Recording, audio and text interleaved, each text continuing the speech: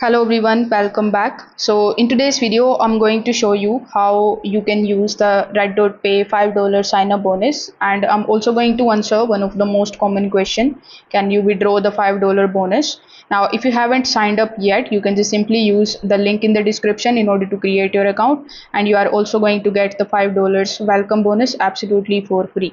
Now, after creating your account over here, your reward is going to be shown over here in the estimated total value, basically right away on the home screen. Now you can tap on that particular reward balance, and then you can just simply see its expiration date. Yes, you heard that right. You are going to get these $5 for the next 30 days. So you can spend these on the in the next 30 days on any of the subscriptions. Now, before you can spend the reward, you must have an active RedotPay card as well. So this can be either a virtual card or a physical card.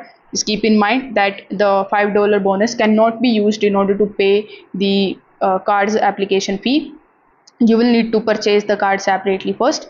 Now here, once your card is active, you just have to simply use it in order to make an online or in-store purchase anywhere your RedotPay card is accepted, and the $5 reward is automatically applied towards the eligible purchases until the balance is used up. Now, for the big question here is, can you withdraw this $5 bonus? So the answer is no. You can't actually withdraw this particular amount. It can't be transferred as well, and it can't be used in order to pay for the virtual or the physical card on the app. However, when your card is active, you can just simply spend these $5 on purchasing any of the subscriptions like Netflix or any of the subscription. You can definitely do that as well.